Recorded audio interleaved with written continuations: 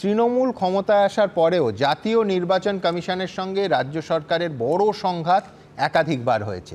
এখন এসআইআর এর ক্ষেত্রেও কি একই রকমভাবে নির্বাচন কমিশনের সিদ্ধান্তই চূড়ান্ত হিসেবে প্রমাণিত হবে, নাকি রাজ্য সরকারেরও কোথাও কোথাও আপার হ্যান্ড থাকবে?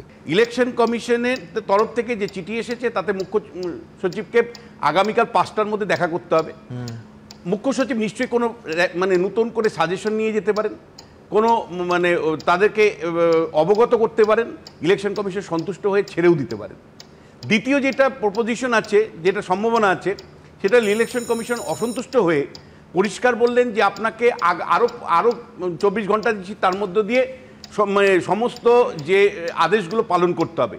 ইলেকশন কমিশন যদি দেখে যে মুখ্য সচিব সেটা পালন করলেন না, সরাসরি গভর্নরের কাছে উনি রিকমেন্ড করতে পারেন to dismissal of the chief secretary. Chief সেক্রেটারিকে সরিয়ে দেওয়ার জন্য রাজ্যপালের কাছে তারা প্রার্থনা জানাতে পারেন, এবং সেই ক্ষেত্রে রাজ্যপাল কি ব্যবস্থা নেয় সেটা দেখার।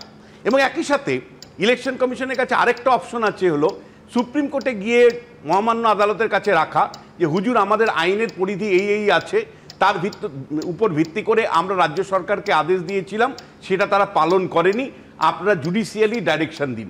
সেটার সম্ভাবনাও আছে। কিন্তু একই সাথে আমি আপনাকে বলবো যে জায়গায় পৌঁছেছে তাতে কিন্তু ইলেকশন কমিশনের হাতে একেবারে সরাসরি constitution breakdown of the constitutional মেশিনারির মতন একটা সুপারিশ করবার কিন্তু এখতিয়ার আছে। ইলেকশন কমিশন সরাসরি রাষ্ট্রপতির কাছে দায়বদ্ধ, তারা সরাসরি রাষ্ট্রপতির কাছে এই কথা বলতে পারে যে আমরা নির্বাচন পরিচালনা করার মতন অবস্থায় নেই পশ্চিমবাংলায়, ফলে এখানে 356 নম্বর ধারা জারি করা হোক, অর্থাৎ রাষ্ট্রপতি শাসন জারি করা হোক।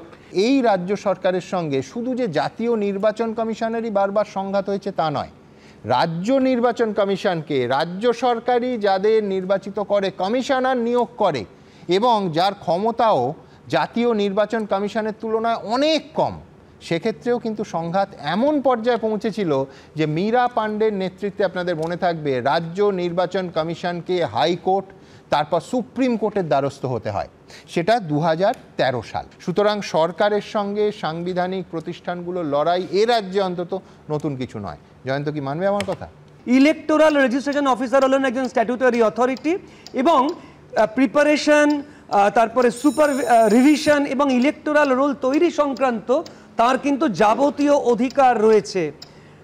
এবং এই ইআরও হলেন ইলেকশন কমিশনের অধীনে। যদি কখনো পাওয়া যায় guilty of any act, ওমিশন or breach of such official duty, তাহলে তার 3 মাস থেকে 2 বছর পর্যন্ত সাজা হতে পারে। এইবার একটা টুইস্ট এলো, ইলেকশন কমিশনের তরফ থেকে চিঠি এলো মুখ্য সচিবের কাছে, বলা হলো তাদের বিরুদ্ধে পদক্ষেপ নিতে, তাঁরা পদক্ষেপ নিলেন না। 8ই আগস্ট একটা চিঠি এলো সুজিত কুমার মিশ্র সেক্রেটারির কাছ থেকে টু দ্য চিফ সেক্রেটারি, বলা হলো initiation of disciplinary proceedings against them immediately প্রয়োজন। The commission has also directed the FIR shall be লজড।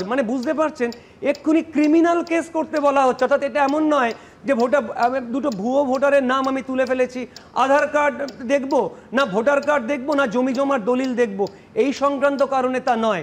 যে সিক্রেট পাসওয়ার্ড, সেই পাসওয়ার্ডের গাফিলতির কারণে ভুয়ো নাম ঢুকে গেছে এবং পাসওয়ার্ডটা চালাচালি হয়েছে, যেটা সাইবার ক্রাইমেরও পর্যায়ে পড়ে। আমি এটা আগেও বলেছিলাম। এইবারে তোমরা বলছো কালকে, এবং গাফিলতিও নয়, কমিশন মনে করছে ইন্টেনশনালি করা হয়েছে, একেবারে ইন্টেনশনালি ঢোকানো হয়েছে। এবং এইবারে বলছো কালকে মুখ্য সচিব গিয়ে ওখানে কি করবেন সেটা 11ই আগস্টের চিঠিতে তিনি বলে দিয়েছেন। এবং কতটা হাস্যকর চিঠি আপনারা যদি শোনেন, বলছে pursuant to your letter an internal inquiry into the issue as well as a comprehensive review of the existing processes and procedures governing the conduct of the said exercise has been undertaken. কে বললো আপনাকে internal enquiry করতে? কোথায় তোমার সে সুযোগ আছে? সরাসরি FIR হবে, case চালু হবে, ইন্টারনাল এনকোয়ারি জায়গা নেই।